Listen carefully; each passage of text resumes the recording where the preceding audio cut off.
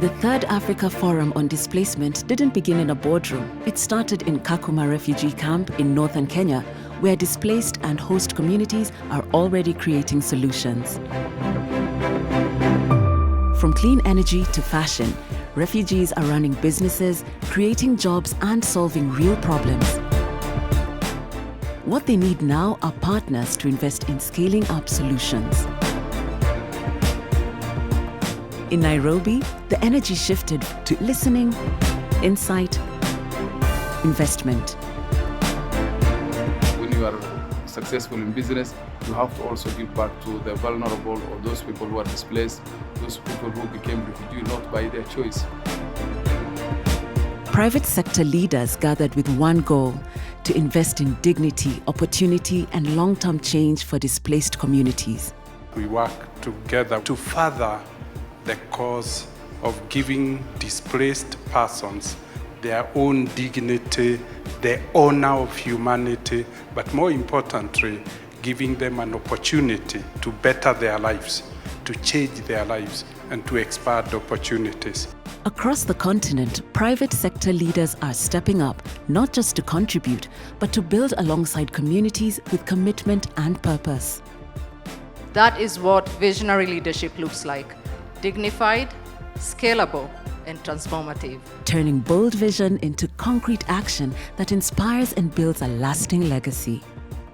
We have a commitment to change the skyline of Africa and to keep building. Last time we built a school, and now we're going to continue to build schools, so there is another school which is coming. Across Africa, from east to west, the commitments echo to build schools, to grow businesses, to open doors to knowledge and to work.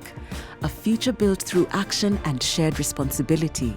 We would actively facilitate for smallholder farmers to get access to land, to get access to productive capital, to get access to financial literacy trainings, to get access to extension services and support, and we will guarantee market. These collaborations deepen the commitment of private sector leaders to being partners in building inclusive economies. So when leaders try their best to open their borders, their communities, take courageous decisions, risk, to enable and to give more right to refugees, they need to be accompanied.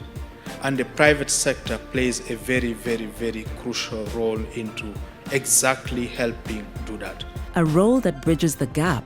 But not just bridge the gap, but also create pathways to huge opportunity. Momentum is building, not in silos, but through shared goals, deeper trust, and action that connects across regions and sectors. Now, for me, who sells product in Sudan, in Uganda, in Rwanda, in Burundi, why can't I source for labor, for salespeople, for technical people who can work in my factories when I'm doing business in their markets?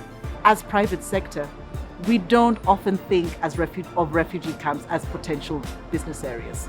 If we upskill them and give them the necessary training, they could be my partners.